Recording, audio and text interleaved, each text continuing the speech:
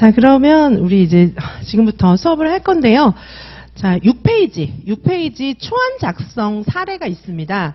근데 요거는 지금 교재 파일을 올려드릴 때는, PDF를 올려드릴 때는 여기에 지금 초안한 거를 굉장히 깔끔하게 편집을 해놓은 거고 디자인을 해놓은 건데, 직접 제가 쓴 연필로 쓴 그 진짜 초안 있잖아요. 그 사례는 PDF 파일로 다시 올려드리도록 하겠습니다. 그래서 선생님들 공부하실 때 이 책이랑 PDF 파일 같이 보시는 게 좋을 것 같아요. 원래 손으로 요약한 것까지. 자, 그러면 지금은 교재로 보도록 하시겠습니다.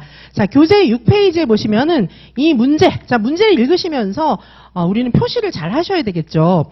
자, 다음은 아동 권리 이해를 위해서 교사협의회에서 나눈 교사들 간 대화의 일부이다. 여긴 줄 긋을 거 없습니다. 자, 1번 문제 보시면은 민교사의 대화에 근거해서 UN 아동권리 협약 중에서 생존권, 보호권, 참여권 나왔잖아요. 그러면 생존권 내용 딱 간단하게 요약. 생존권이라고 하는 것은 애들을 안전하고 건강하게 보호해야 된다. 뭐 이런 거거든요. 그래서 키워드인 안전 건강을 딱 써놓은 거예요. 문제 읽으면서 이제 이렇게 생각나면 딱 이렇게 빼가지고 안전 건강 이렇게 써놓는다는 얘기죠. 그 다음에 보호권, 보호 또 빼가지고 위험해서 보호하는 거야. 이렇게 써놓는 거죠. 자, 그 다음에 참여권 하면은 자신의 일에 참여하는 거야. 이렇게 해서 화살표 쭉 빼서 그래서 써놓는 거예요.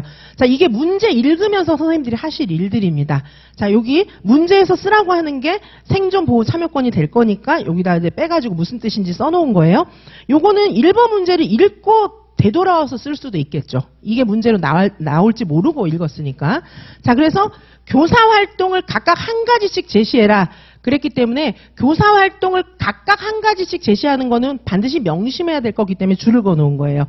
자, 교사 활동을 각각 한 가지씩. 요게 꼭 들어가야 되는 거예요. 자, 그리고 그 이유도 들어가야 되겠죠. 그 이유. 거기 동그라미 해야 되고요. 그 다음에 그 이유에 해당하는 개념도 들어가야 돼요. 개념. 자, 그래서 선생님들이 문제를 읽으면서 지금 생존권, 보호권, 참여권 요거의 개념을 써야 되잖아요. 그러니까 요 개념을 간략하게 요약 쭉 빼가지고 화살표로 안전, 건강, 보호권은 위험 보호, 참여권에는 자신의 일 참여 이렇게 메모를 딱 해야 되겠죠. 자, 그리고 교사 활동을 각각 한 가지씩 쓰라 했으니까 그거 교사 활동 각각 한 가지씩이니까 총 3가지겠죠. 그게 안 들어가면 안 되니까 밑줄을 딱 그어야 되고 이유, 개념. 자, 그러면 1번에 들어가야 될 내용은 이제 정리가 된 거예요. 이렇게 들어가야 되고 다음에 2번입니다. 최 교사의 대화에서 아동복지의 여러 가지 원칙 중에서 제 원칙이라고 하는 것은 여러 가지의 원칙 이런 뜻이에요. 여러 가지의 원칙 중에서 보편성 원칙과 포괄성의 원칙이 적용된 예를 각각 한 가지씩. 자, 여기서도 보시면은 보편성이라고 하는 것은 제한이 없이 동일하게 모두에게 주는 그런 서비스를 얘기하는 거거든요. 예를 들면 의무교육. 그 다음에 포괄성이라고 하는 것은 한 가지가 아니라 여러 가지 서비스를 한목에 제공하는 걸 얘기하는 거예요. 예를 들면 아동학대를 받은 애가 있잖아요. 그러면 아동학대 얘 몸 다쳤으니까 몸만 치료해주고 끝 이렇게 하면 안 되잖아요. 얘를 이제 막 맞고 이래서 몸이 다쳤으면 얘 심리 서비스도 심리적으로도 치료를 해줘야 되고 신체 치료도 해줘야 되고 그 다음에 얘가 더 이상의 위험은 없는가 여러 가지를 다 봐야 되잖아요.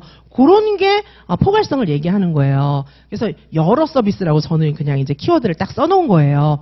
자, 이렇게 해서 보편성, 포괄성 요게 이제 중요 개념들에 입각해서 답을 써야 되기 때문에 쭉 빼서 개념들을 나중에 또 생각하려면 힘드니까 여기다 딱 키워드를 써놓는 거예요. 이렇게 그렇게 해놓고 그 다음에 한 가지씩 제시해야 되고 의미, 이유 요것도 들어가야 돼요. 의미와 이유도 들어가야 됩니다. 추가적으로 의미, 이유 여기다가도 뭐 동그라미 치셔도 괜찮겠죠, 그렇죠? 자, 그래서 2번 문제는 뭐가 돼야 되냐 하면요. 2번 문제는 뭐가 꼭 들어가야 되냐 하면 최 교사의 대화 중에서 보편성, 포괄성 요 2개를 염두에 둬야 되고 보편성에 입각한 사례. 그 다음에 포괄성에 입각한 사례, 대화에서 찾아야 되는 거예요. 그리고 이걸 왜 그렇게 생각했는지 이유. 그 다음에 요 보편성과 포괄성의 개념, 요게 들어가야 돼요. 그러니까 개념, 의미, 그렇죠? 그래서 이유, 의미, 요게 들어가야 되는 겁니다. 자, 그래서 그거를 써야 되니까 이렇게 밑줄을 좀 그어 놓으시고 그 다음에 3번 황교사의 교사 역할 수행에서의 어려움 3가지. 어려움 3가지가 들어가야 돼요. 어려움 3가지 찾아야 되고 그 다음에 교사 측면의 이익 2가지. 요걸 찾아서 써야 됩니다. 자, 그래서 부모 면담에 대한 게 나와야 되고, 부모 면담이 교사 측면에서 어떤 점이 이점인지 요거 두 가지, 요걸 찾아야 돼요. 자, 그럼 문제 파악을 했으면 이제 읽어야 되겠죠. 읽어야 되는데, 자, 여기 보시면은 민교사의 대화에서는 이제 유엔 아동권리 협약에 관련된 것들을 찾아야 돼요. 자, 민교사 쭉 보시면은 바이러스에 감염되지 않으면서 생활할 수 있도록 올바른 마스크 착용법에 대해서 수시로 지도하고 있다. 요거는 생존권이구나. 그러면 생존권, 올바른 마스크 착용 방법에 대해서 수시로 지도 줄 쭉 긋고 요게 교사활동, 생존권 관련된 거다. 이렇게 써놔야 돼요. 자, 그리고 그렇게 생각하는 이유는 앞에 문장에 있어요. 바이러스에 감염되지 않으면서 건강하게 생활할 수 있도록. 이게 그러니까 안전에 대한 거잖아요. 자, 이유를 찾아 쓰고 개념은 이제 선생님들이 외운 거 써야 되겠죠. 생존권은 안전, 뭐 이런 거다. 뭐 이렇게 써야 되는 거예요. 자, 그 다음에 이제 민교사가 한 얘기가 이제 지금 더 있잖아요. 밑에, 그쵸? 보시면은 여기 인터넷에 자주 접하게 되니까 인터넷 과의존 문제가 발생할까봐 걱정인데, 그래서 유아들과 인터넷 과의존 문제에 대해서 종종 이야기를 나눠요. 이렇게 하고 있잖아요. 요거는 뭐예요? 애들이 위험에 처할까봐 보호해주는 거니까, 아, 요게 보호권이구나. 이렇게 찾을 수가 있는 거죠. 그래서 밑줄 그었어요. 예시, 대화 예시는 지금 인터넷 과의존 문제에 대해서 종종 대화를 하는 거. 그리고 그렇게 생각한 이유는 아, 얘네들 인터넷 과의존 때문에 얘네들 잘못될까봐 보호해주려고 그런 거다. 그 다음에 보호권의 의미, 그거를 쓰시면 되겠죠. 자, 아까 메모해놨잖아요. 자, 그 다음에 쭉 내려오시면은 그 다음에 이제 여기 유아들과 의견을 나눈다. 또 이런 얘기가 있거든요. 유아들과 의견을 나누면서 어떻게 무슨 놀이를 할지 스스로 선택하게 하고 있다. 뭐 이런 얘기가 나오고 있어요. 아, 요거는 참여권이구나. 참여권은 자신의 일에 자신이 참여하도록 하는 것이기 때문이죠. 자, 그래서 여기다가도 문제를 읽으면서 줄을 그으시는 거예요. 자기들끼리 할 놀이 이런 것들을 투표로 정하게 했더니 얘네들이 무슨 놀이를 할지 스스로 선택하게 했다. 이런 사례가 나오죠. 자, 그래서 여기 참여권에 대한 사례는 민교사 얘기가 그렇게 길지가 않아요. 그렇죠?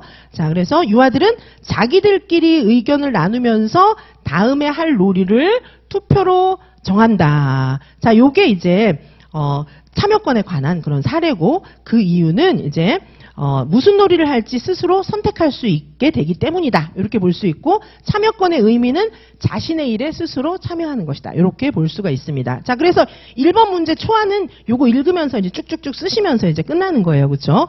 자, 다음에 2번 문제로 넘어가 보시면은요. 2번 문제는 최교사의 대화에서 아동복지의 원칙 중에서 보편성과 포괄성 원칙이 적용된 예를 찾아야 합니다. 그럼 최교사의 대화로 가셔야 되겠죠. 자, 최교사의 대화에서 2019 개정 유치원 교육과정을 잘 운영하는 것 같다. 자, 2019 개정 누리과정은 누구에게나 다 공통적으로 적용되는 국가교육과정이에요. 뭐 제주도에 있는 어린이집, 그 다음에 중간에 또 뭐 부산이나 다른 데 있는 유치원, 그다음에 또 서울에 있는 유치원, 어린이집, 유치원이든 어린이집이든 가리지 않아요. 어디나 다 적용되는 거니까 요거는 이제 보편성에 관한 것이다. 이렇게 볼 수가 있겠죠. 그래서 보편성 사례 밑줄을 그을 수가 있습니다. 자, 요게 보편성이다. 이렇게 볼 수가 있고요. 최교사의 대화 중에서 그다음에 다른 것도 어떤 게 있나 쭉 읽어보시면은 지역사회 내 경찰서, 도서관 여러 가지 기관들과 연계하고 있다. 우리 지역사회 내의 모든 교육기관들이나 모든 기관들은 다 교육과정의 주체이기 때문에 상호 연계하는 게 맞다. 이렇게 얘기하고 있죠. 한 기관뿐 아니라 모든 기관들이 다 같이 힘을 합치는 것이 좋다. 이렇게 되어 있기 때문에 요거는 이제 포괄성, 여러 서비스니까. 자, 그래서 2번 문제에서 보시면은 여기서 최교사가 이야기한 것 중에서 보편성과 포괄성의 원칙이 적용된 예를 한 가지씩 제시하라고 그러는데 지금 예 두 가지 말씀드렸죠. 밑줄 그으면서 그거를 찾아 쓰셔야 되고요. 그 다음에 이 원칙의 의미, 보편성의 의미, 포괄성의 의미, 문제 읽으면서 메모하셨잖아요. 자, 그거를 이제 여기다 쓰시면 되고요. 자, 그 다음에 3번 문제 보시면은 황교사의 역할 수행에서 어려움 3가지를 제시하고, 자, 그럼 황교사 대화를 읽어보셔야 되겠죠. 자, 어려움이 뭐가 있나 한번 찾아보시면은, 자, 어려움, 황교사 얘기 한번 읽어보시면은, 여러 명의 유아를 동시에 돌보고 지도하는 게 어렵다. 나오죠. 첫 번째. 자, 그 다음에 쭉 보시면은, 또 부모님들마다 부모님들마다 생각이 다 달라서 면담할 때 어려움이 있다. 뭐 이런 것들이 있습니다. 자, 그래서 황교사가 역할 수행하면서 느낀 그런 어려운 점, 뭐 이런 점을 여기다가 쓰시면 됩니다. 그리고 그 위에 보시면은 효과적인 지도 방법을 잘 몰라서 어렵다. 뭐 이런 얘기들도 하고 있어요. 효과적인 지도 방법을 잘 몰라서 어렵다. 그다음에 부모님들마다 생각이 다 달라서 면담할 때 어떻게 얘기해야 될지 모르겠다. 여러 명의 유아들을 동시에 돌보는 것이 어렵다. 이렇게 얘기가 나오죠. 아까 문제 읽으면서 밑줄을 딱딱 그었기 때문에 지문을 읽으면서 아까 봤던 그 문제, 그거를 딱 찾아서 읽으셔야 되는 거예요. 자, 위에서 읽을 때 세 가지 문제. 황교사의 교사 역할 수행에서 어려움 세 가지, 요거를 이제 찾았었잖아요. 그러니까 그럼 황교사 대화를 볼 때는 어려움 세 가지 있겠네 이렇게 생각하시고 밑줄을 딱딱 그으셔야 되는 거예요. 자, 그렇게 하고 그 다음에 부모 집단 면담을 민교사가 제안했는데 부모 집단 면담을 할 때 교사 측면에 어떤 이점이 있는지 두 가지를 쓰시오. 뭐 이렇게 얘기를 하고 있잖아요. 여기는 지문에 안 나와 있어요. 부모 집단 면담이라고 하는 것은 어떤 특징이 있냐 하면은 우리가 이제 학부모하고 연계하고 학부모 상담하고 이런 게 굉장히 중요한데 학부모 상담은 개인 상담이 있고요. 개별 상담이 있고 전화 면담도 있고 그리고 이제 여기 집단 면담도 있습니다. 집단 면담의 특징은 뭐예요? 집단 면담의 특징은 이 부모들이 한꺼번에 모여 있을 때 상담을 하는 건데 한꺼번에 모여서 상담이 가능한 이유는 이분들이 다 같이 공통적인 문제를 안고 있는 거예요. 자, 그래서 한 명 한 명 상담할 때는 되게 어려워요. 막 한 얘기 또 해야 되고 한 얘기 또 해야 되고 막 이런 것들도 있고 부모님들마다 똑같은 문제를 보는 게 다 다르고 똑같은 문제지만은 고민하는 점이 다 다르잖아요. 지금 그래서 황교사가 그런 얘기를 하고 있는 거예요. 똑같은 문제인데 생각하는 게 부모님들마다 다 달라요. 그래서 어떻게 해야 될지 모르겠어요. 이러고 있는데 이럴 때는 똑같은 문제, 동일한 문제를 안고 있는데 해결 방법이 다르거나 문제를 접근하는 방법이 다르거나 이럴 때는 집단 면담을 하는 게 좋아요. 왜 그러냐 하면 집단 면담을 해보면은 그 문제에 대해서 부모님들끼리 서로 막 얘기하거든요. 부모님들끼리 서로 막 얘기하니까 이렇게 생각할 수도 있네, 저렇게 생각할 수도 있네, 벌써 공감대가 다 형성돼요. 그러면서 스스로 막 해법을 찾기도 해요. 자, 그래서 집단 면담은 부모님들끼리 동일한 문제를 안고 있을 때 집단 면담을 하는 것이 굉장히 유리합니다. 자, 그러면 집단 면담의 성격을 안다면 여기다가 집단 면담의 장점, 요 지금 황교사가 얘기하는 거하고 관련해서 집단 면담의 장점을 써볼 수가 있겠죠. 동일한 문제의 경험담을 들을 수 있다. 첫 번째. 자, 그러면 교사 입장에서는 굉장히 아까 어떻게 내가 어떤 방법으로 이 부모님들한테 대안을 제시해야 될지 모르겠어요. 황교사가 막 고민했거든요. 그거에 대해서 해결책이 나와버린 거예요. 동일한 경험담을 부모님들끼리 얘기하니까 제일 좋은 방법으로 내가 지금 부모님들한테 학습 방법을 제시해줬네? 뭐 이렇게 생각할 수가 있는 거예요. 그 다음에 두 번째는 의견을 듣고 개별 지도를 이제 할 수가 있어요. 왜냐하면 부모님들끼리 막 얘기할 때 들었어요. 그래서 민수 어머니는 이렇게 생각하는구나. 은진이 어머니는 이렇게 생각하는구나. 벌써 들었잖아요. 그래서 개별 상담 나중에 할 때 민수 어머니가 아까 얘기했던 거, 집단 상담할 때 얘기했던 거, 그것만 얘기해 주면 되잖아요. 그 다음에 은진이 어머니가 아까 고민했던 거, 그것만 또 얘기해 주면 되잖아요. 자, 요런 장점이 있는 겁니다. 자, 요렇게 해서 선생님들이 문제지에다가 초안을 하시는 방법도 있어요. 자, 지금 문제지를 쭉 제가 뜯어서 읽는 방법을 말씀드린 겁니다.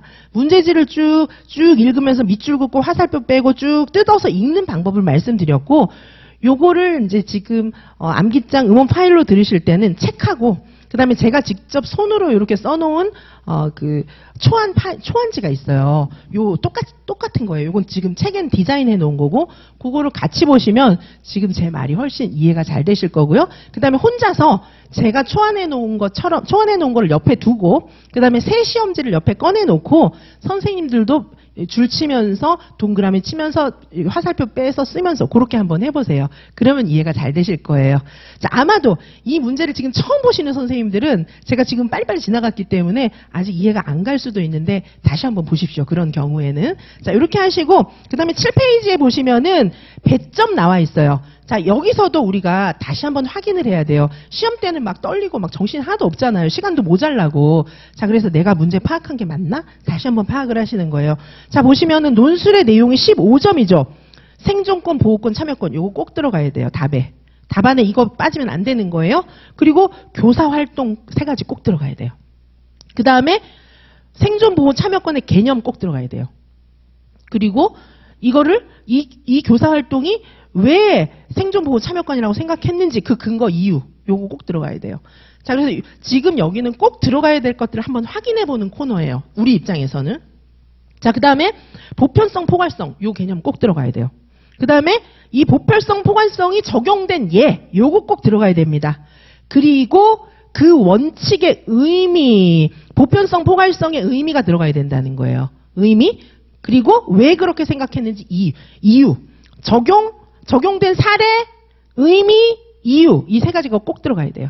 자, 그래서 체크해 놓으시고 아 요거 꼭 써야 되는구나. 초안할 때 이거 꼭 들어가야 되는구나. 이렇게 생각해 보셔야 되고요. 그 다음에 교사 역할의 어려움 3가지. 어려움 3가지 찾아내야 되는 거죠. 자, 그리고 부모 집단 면담의 특징에 근거해서 교사 측면에서의 이 2가지. 요렇게 들어가셔야 돼요. 자, 그러면 선생님들이 아까 앞에 6페이지 문제 본문을 쭉 읽으면서 밑줄 긋고 동그라미하고 메모하고 다 하셨죠. 자, 그리고 내가 빠뜨린 게 있나 이런 거는 7페이지를 보면서 다시 한번 확인해 보실 수 있어요. 자, 그렇게 하신 다음에 자, 그 다음에 논술의 체계가 5점이 되거든요. 자, 내용 쓴 거는 15점이고요. 논술의 체계가 5점이 되는데 5점 보시면 글의 논리적 체계성, 맞춤법, 문장 적절성 뭐 이런 거예요. 그 말은 글을 조금은 잘 써야 된다. 이렇게 볼 수가 있죠. 자, 그래서 5점 요거는 어떻게 해결해야 되냐면 제가 지금 답 사례 같은 거 많이 드렸잖아요. 그런 걸 읽어보시면서 평소에 꾸준히 쓰기 연습을 좀 해보셔야 되는데 일주일에 2번씩만 일주일에 2번 한 번 쓸 때마다 1~2시간 정도 꼭 투자하셔가지고요. 시험장 들어갈 때까지 계속하는 방법이 가장 바람직합니다. 자, 그렇게 해결하시면 될 것 같아요. 자, 그러면 답안 작성 사례를 보기 전에 답안을 어떻게 작성해야 되는지를 간략하게 말씀드리도록 하겠습니다. 자, 7페이지 밑에 보시면은 답안 작성법이 있어요. 자, 첫 번째로 답안 작성 분량이 있습니다. 답안 작성 분량은 우리가 이제 2장 이렇게 되는데 적정 분량은 한 페이지는 무조건 다 채우시고 두 번째 페이지 적어도 한 5줄, 6줄 정도는 채우는 거를 저는 권장드립니다. 한 페이지만 쓰고도 만점 받은 분이 있다 하지만 그분 얘기고요. 그거는 나도 한 페이지만 쓰고 만점 받아야지 이렇게 생각하시는 건 약간 위험한 것 같아요. 그래서 한 페이지를 무조건 좀 넘기시는 걸 저는 좀 추천을 드리고요. 자, 그래서 그럼 답안 구성을 어떻게 하는가? 서론 한 문단, 결론 한 문단. 그렇게 해주세요. 서론 한 문단, 결론 한 문단. 그런데 서론, 결론 쓰는데 시간 너무 많이 투자하시는 선생님들 계시는데 답안지 쓰면서 그거는 만능 틀을 좀 활용해 주십시오. 그러면 시간이 확 줄어들 겁니다. 자, 그리고 본론은 한 문제당 한 문단씩 써주세요. 한 문제당 한 문단. 이렇게 써주시면 됩니다. 문단이 뭐냐? 문단이라고 하는 것은 글을 읽을 때, 시작할 때 처음에 2칸 정도씩 들어가서 시작하는 글의 단위들이 있어요. 그게 문단이에요. 좀 이따 뒷장에서 보시겠지만. 자, 그리고 마침표 찍히는데, 마침표 하나씩 찍히는 데는 하나의 문장이라고 해요. 문장. 마침표 찍히는 데는 문장입니다. 한 문단은 몇 개의 문장으로 구성되어 있어요. 마침표 찍히는 문장들이 여러 개가 들어가 있기 때문에 한 문제당 한 문단으로 구성을 해주시면 됩니다. 자, 문단이라고 하는 것은 글을 시작할 때마다 2칸씩 들어가서 시작하는 단위를 말씀드리는 거고요. 자, 그리고 답안을 쓸 때 문체, 양식은 항상 2갈씩으로. 자, 2갈씩이 예는 뭐냐면 이런 거예요. 교직관, 유아교사로서의 교직관 3가지를 서술하시오. 만약에 그런 문제가 나왔다 쳐요. 그러면 교직관은 다음과 같이 3가지로 정리할 수 있다. 처음에 딱 이렇게 결론을 처음에 딱 서술해 주는 거.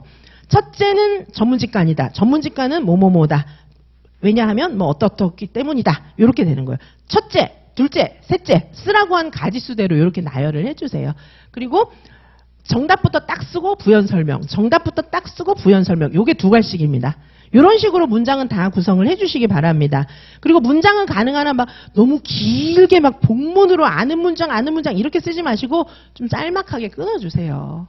너무 짤막하게 끊으면 좀 그러니까 제가 기준을 좀 정해드리면 긴 답안지에서 1줄 반 그거를 넘지 않게 해주세요. 그거보다 짧아도 괜찮아요. 자, 그래서 짤막하게 써주시고 반드시 2갈씩으로 써주시기 바랍니다. 자, 8페이지로 넘어가 보시면은, 자, 그리고 문제에 포함되어야 할 사항들과 가지수를 순서대로 빠짐없이 작성해 주십시오. 자, 그래서 3개 쓰라고 했으면 정말 3개 꼭 쓰셔야 되고요. 가능하면 문제에서 얘기하라고 한 순서대로 그대로 써주시면 제일 좋은데, 정 안 되면 이제 바꿔서 써도 괜찮아요. 생각이 뭐 안 날 수도 있잖아요. 근데 그렇게 바꿔서 쓰고 이러면 나중에 빼먹고 가고 막 그럴 확률이 있으니까 가능하면 순서대로 쓰는 습관이 좀 좋을 것 같습니다. 가지수 꼭 지키셔야 됩니다. 안 쓰면 1점 그냥 날아가는 거예요. 보통 3가지 써라 그랬으면 한 가지마다 1점씩 이렇게 배점이 되거든요. 그래서 안 쓰면 그냥 날아가니까 뭐래도 쓰시기 바랍니다. 꼭 써주시고요.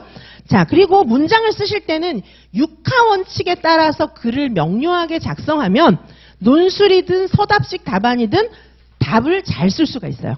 그래서 육하 원칙에 맞추어서 글을 명료하게 작성해 주시기 바랍니다. 자, 육하 원칙이라고 하는 것은 누가, 언제, 어디서, 무엇을, 어떻게 또는 왜 했는지 그런 것들이 명확하게 글에 들어가 있어야 되는 거예요. 근데 선생님들 쓰신 걸 보면 막 주어도 어디 날아가고 없고 서술어도 어디 날아가고 없고 그냥 쓴 본인은 아는데 읽는 사람은 그게 뭔 말인지를 몰라요. 또 왜 그러시냐 하면 선생님들이 채점하시는 교수님들은 다 아실 텐데 뭐 이러면서 그냥 이렇게 대충 쓰시는 거 이런 것까지 어떻게 쓰나 이러면서 이제 쓰시는데 그게 아니고 물론 채점하시는 분들은 잘 아는 분들이죠. 하지만 선생님들은 아는 게 검증이 안 됐잖아요. 채점하시는 분들을 아는지 테스트해보는 시험이 아니고 수험생들이 안다는 걸 검증시켜주는 게 시험이잖아요. 그러니까 채점자들이 잘 아는 거 신경 쓰지 마시고 선생님들이 아는 거를 논리적으로 다 쓰셔야 돼요. 원인과 결과, 누가, 언제, 어디서, 무엇을 어떻게 했는지를 명확하게 써주셔야 됩니다. 그래야 내가 안다는 게 증명이 되는 거예요. 선생님들이 안다는 걸 증명해주기 위한 시험이에요. 상대방이 아는 거는 의식하지 마십시오. 자, 그래서 그렇게 쓰시면 되고 여기 육하원칙의 사례를 선생님들께 어떻게 설명을 드리나 하다가 지금 요 답안지를 제공해 주신 그 선생님께 너무 감사하고요. 요거는 실제 제가 개인적으로 첨삭한 답안지입니다. 그런데 요 선생님이 답안을 잘 쓰시는데 요 한 문제에 마침 육하원칙이 조금 어긋난 문장이 있어서 선생님들께 보여드리려고 제가 양해를 구하고 이렇게 가져왔어요. 그래서 선생님께서 또 흔쾌히 다른 선생님들이 공부 잘하는데 도움이 된다면 써주세요. 이렇게 말씀하셔서 특별히 이 선생님께서 실수하신 한 문장을 가지고 왔습니다. 보시면은 여기 문항의 2번 보시면 동그라미 2번 갈등에 대한 승패 없이 문제를 해결할 수 있다. 이렇게 되어 있죠. 요 문제가 뭐였냐 하면은 무승패법의 장점을 쓰는 거였어요. 그런데 갈등에 대한 승패 없이 문제를 해결할 수 있다. 누가 무슨 갈등을 하고 있는지 문제를 어떻게 해결할 수 있는지 뭐 이게 전혀 그냥 하나도 안 나타나 있잖아요. 그냥 무슨 말인지는 아시겠죠, 선생님들도. 그런데 이런 문장이 길어지면은 서답식에서도 감점 요인을 안고 있고요. 그리고 논술 문장에서도 감점 요인들을 안고 있을 수가 있어요. 왜냐하면 키워드들이 다 빠져요. 이렇게 쓰면. 누가 언제 어디서 무엇을 어떻게 했는지 육하원칙에 맞춰서 써야 키워드들이 빠지지 않고 원인과 결과 논리적 관계들이 충분히 설명이 됩니다. 자, 그래서 밑에 보시면은 제가 고쳐놨어요. 갈등에 대한 승패 없이 문제를 해결할 수 있다. 요거는 육하원칙이 제대로 지켜지지 않은 거예요. 자, 그 다음에 고쳐놓은 거 보시면 부모와 자녀가 갈등을 느낄 때 승자와 패자가 없이 문제를 해결할 수 있다. 요게 정상적인 문장이 다 들어간 거예요. 자, 요런 식으로 고쳐서 쓰시라는 얘기입니다. 육하원칙에 맞게 쓰라는 얘기는. 자, 여기 보시면 부모와 자녀가 문제를 해결할 수 있다. 요게 이제 주어, 부모와 자녀가 서술어는 문제를 해결할 수 있다. 이렇게 되는 거거든요. 중간에 들어간 문장들은 다 이제 수식 관계에 놓여 있어요. 자, 어쨌든 지금 위에 있는 거 육하원칙을 제대로 지키지 않은 문장보다는 육하원칙에 맞게 서술되어 있는 문장을 보니 무슨 말인지 더 확실히 아시겠죠. 그래서 선생님들께서 글을 쓰실 때는 요 밑에 수정해 놓은 형식으로 쓰시기 바랍니다. 자, 이해 가시죠? 자, 그 다음에 드디어 9페이지에 보면은 답안 작성 사례입니다. 자, 요 사례는 선생님들께서 익숙하게 읽으셔서 답안의 틀을 머릿속에 꼭 넣어주시기 바랍니다.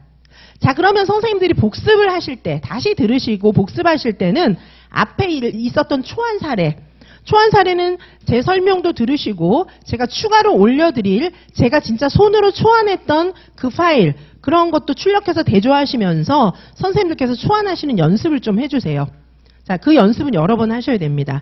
자, 그 다음에 9페이지로 넘어가서 답안 쓴 거 요 형식은 선생님들 머릿속에 넣어주시기 바랍니다.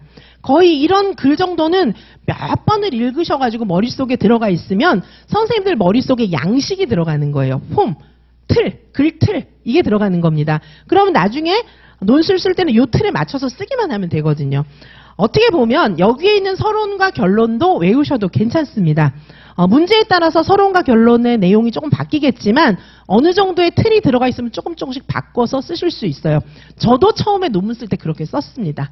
자, 선생님들도 요거 틀을 좀 외우시면 좋은 글이 몇 개가 머릿속에 딱 들어가면 그 다음부터는 나도 잘 쓸 수 있습니다. 자, 이 답을 한번 좀 보시겠습니다. 서론입니다. 서론은 보통 뭐하고 뭐를 쓰는 것이 서론이냐 하면 의하고 이 글을 소개하는 거 두 가지가 들어갑니다. 서론에는. 자, 이 답안에서 서론에서 보시면은 지금 서론이 한 문단으로 또 구성이 되어 있죠.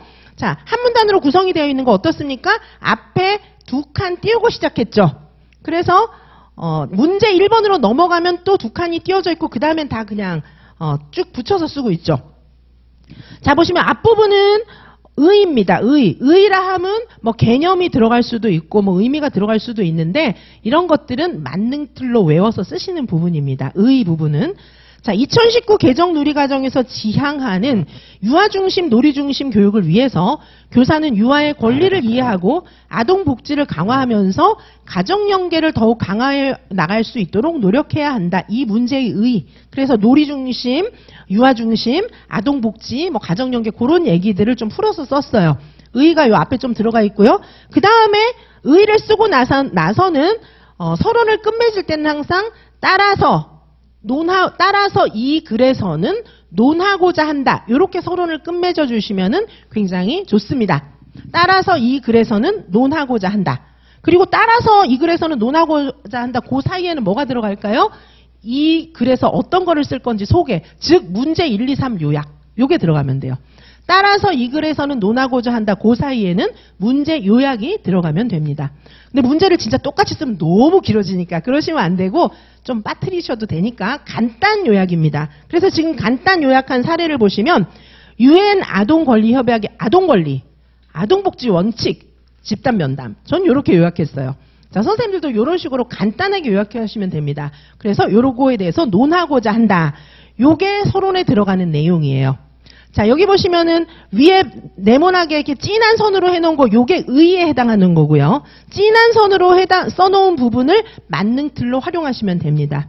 그리고 그 다음에 이제 까맣게 색칠해 놓은 부분 있죠. 그 부분이 이 글을 소개하는 겁니다. 이 글 소개는 문제마다 다 다르겠죠. 그렇게 하시면 되고요.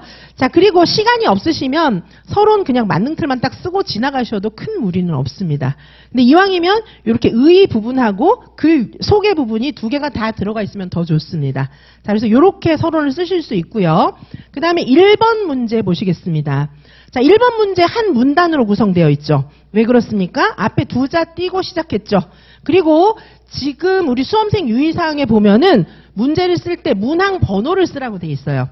지금까지는 그랬습니다. 혹시 올해 말에 수험생 유의사항이 11월 가까이 돼서 나오는데요. 그때 이 논술 쓰는 방식이 바뀐다면 그건 다시 공지하겠습니다. 근데 이제까지는 번호를 쓰고 1번 번호 쓰고 2번 번호 쓰고 이렇게 답을 쓰게 그렇게 공지가 되어 있었습니다. 자, 그래서 1번 문제 답을 쓰실 때는 1, 반가로 1. 원래 문제지 있는 양식 그대로 1번에 답 쓸 때는 1 이렇게 하고 쓰시는 것이 맞습니다. 자, 그래서 두 칸 띄고 시작해서 한 문단을 구성을 했습니다. 자, 답 보시면 아까 문제 읽으면서 밑줄 그어준 내용들이 여기 충실하게 들어가 있어야만 감점 요소가 없습니다. 자, 보시면 1번 문제에는 뭐뭐 들어가 있어야 됩니까?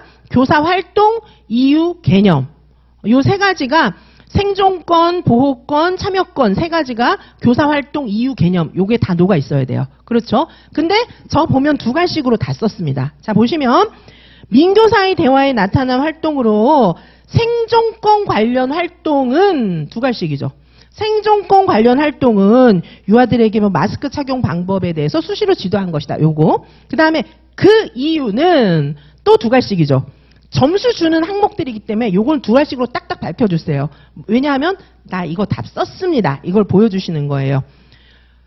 관련 활동은 유아들에게 올바른 마스크 착용 방법에 대해서 수시로 지도한 것이다. 그 다음에 그 이유는, 이유 썼잖아요? 그 이유는 이 활동은 유아들이 코로나 팬데믹 상황에서 바이러스에 감염되지 않고 건강하게 생활할 수 있도록 도와주기 위한 활동이기 때문이고, 그 다음에 개념 들어가야 되잖아요. 생존권의 개념은 아동이 안전하고 건강하게 자랄 권리를 의미한다. 그렇게 해서 저는 활동 이유 개념을 완전 딱딱 나눠갖고 그냥 다 넣었어요.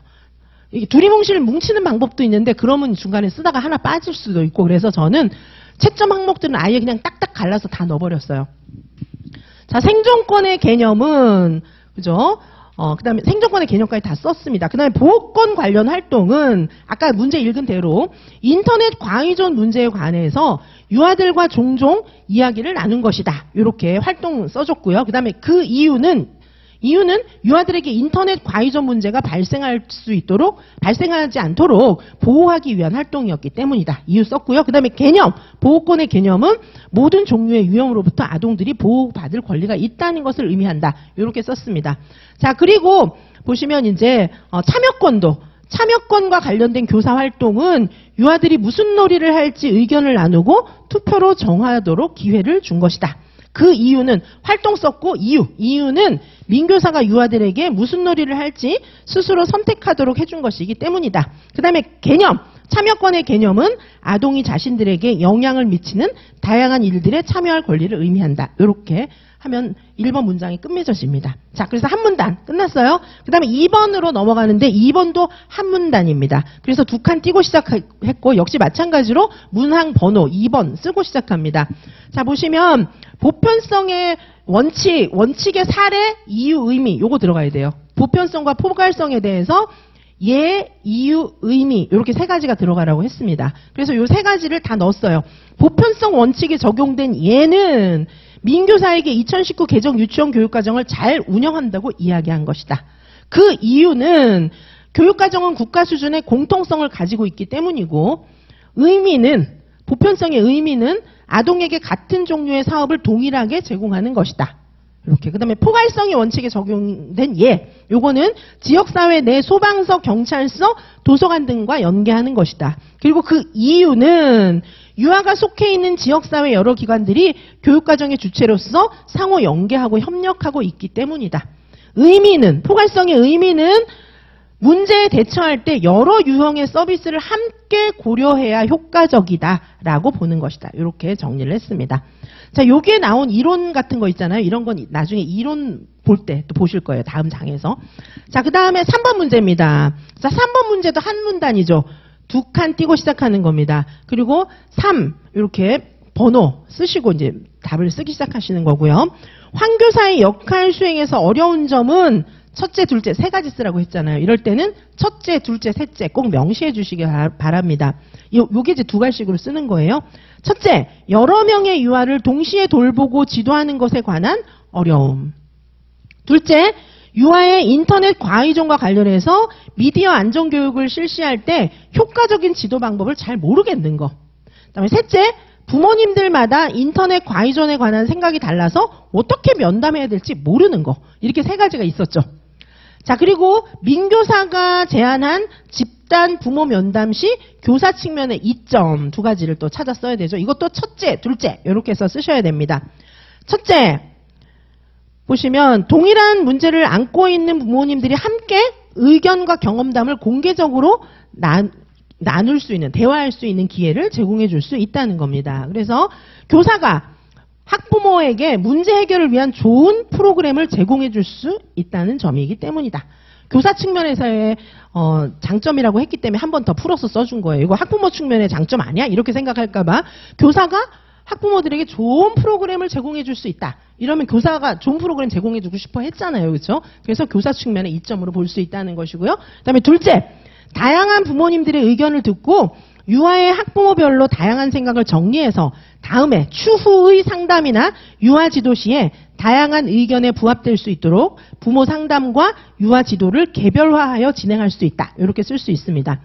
자, 선생님들께서 제가 제시하는 답안을 읽어보실 때 유의할 점은 여기 써있는 말들은 전공 용어를 적절하게 사용했어요. 그리고 구어체가 없어요. 문어체적으로 썼거든요. 그러니까 선생님들이 쓰시는 그런 문장들의 문제점은 육하원칙에 맞지 않는 게 가장 크고요. 전공 용어가 제대로 안 들어가 있는 경우가 많고, 그 다음에 구어체가 많이 들어가 있어요. 그런 경우에는 이제 글의 질이 떨어지는 거예요. 글의 퀄리티가 떨어지는 겁니다. 그래서 제가 드리는 글들은 전공 용어가 적재적소에 들어가 있고, 그리고 구어체가 없어요. 그래서 자꾸 읽어보시면은 아마 선생님들의 글들도 이런 형태로 가게 될 겁니다. 자, 그 다음에 결론입니다. 자, 결론도 한 문단인데 결론은 두 가지가 들어가는 거죠. 요약, 나아가야 할 방향. 이렇게 두 가지가 들어가는 거예요. 원래 결론의 의미 속에는 요약 및 결론이에요. 결론이라 하면 요약 및 결론입니다. 원래는. 자, 그래서 결론에 요약이 들어가는 것이고 아까 앞에서 선생님들이 쓴 글을 요약하고 나아가야 할 방향을 쓰는 겁니다. 자, 그런데 시험장에서 답안 쓰다가 시간이 없어요. 그럼 그냥 맞는 틀만 딱 쓰고 나오셔도 괜찮습니다. 결론에다가. 그래서 결론에서 만능 틀을 활용할 수 있는 부분은 나아가야 할 방향이에요. 요약은 만능 틀이 나올 수가 없잖아요. 문제마다 다 다르니까. 그래서 선생님들이 시간 없으시고 막 못 쓰겠다 이러면 그냥 만능 틀만 쓰고 나오셔도 괜찮아요. 자, 그럼 결론 보시면은 앞에 요약은 지금 앞에 쓴 부분을 간략하게 요약했어요. 유엔 아동권리협약에서는 생존권, 보호권, 참여권 등 유아의 권리를 제시하고 있으며 아동 복지를 실천하는 과정에서 교사는 보편성, 포괄성 등의 원칙을 항상 염두에 두어야 한다. 또한 학부모들이 공통적으로 고민하는 문제가 있을 경우에는 집단 면담과 같은 방법을 활용하여 보다 효율적인 가정연계 방안을 모색해야 한다. 이렇게 간략하게 요약했어요. 하실 수 있으면 하시고 못하시면 생략하셔도 큰 문제는 없습니다. 자, 그리고 나아가야 할 방향입니다. 이와 같이 유아교사는 교실에서 유아중심, 놀이중심의 국가교육과정을 실현하기 위하여 유아를 진심으로 사랑하면서 배려하고 다양한 방법의 가정연계 방안을 모색하면서 유아의 자유로운 놀이와 발달, 성장이 잘 이루어질 수 있도록 최선의 노력을 기울여 나가야 할 것이다. 이렇게 써놨는데요. 요거 제가 만능틀에 써놓지는 않았는데 이것도 만능틀로 쓰셔도 상관은 없습니다. 자, 요렇게 해서 답안 샘플을 하나를 보셨고 10페이지에는 그냥 다시 써놓은 거예요. 왜냐하면 9페이지에 뭐 이것저것 막 화살표 해놓고 막 이래서 선생님들 좀 이렇게 헷갈리실지도 몰라가지고 답안은 하나 다시 제시해 두었습니다. 그래서 선생님들이 쓰실 때 10페이지 보시면 서론 한 문단이 되어 있죠. 본론은 1번, 2번, 3번 각각의 문제들을 한 문단으로 구성했습니다. 그리고 결론 한 문단이에요. 자, 이렇게 답을 쓰시면 되겠습니다. 자, 여기까지 보시고 잠시 쉬었다가 뒷부분 계속해서 보실 거고요. 자, 선생님들 논술 할 거 절대 많지 않습니다. 절대 많지 않기 때문에 일단 2023 기출을 문제를 갖다 놓고 밑줄 그어 보시고 답안을 읽고 초안하는 거 연습을 좀 해보시고요. 그 다음에 여기 나와 있는 모범 답안 있죠. 그거를 읽어보시고 처음에는 필사부터 시작하셔가지고 좀 어느 정도 되시는 선생님들은 그냥 몇 번 읽어보시고 다시 써보시고 대조해보시면서 자가 첨삭해보시면 연습이 충분히 되실 것입니다. 자, 잠시 후에 서론 결론 만능 틀부터 보시겠습니다.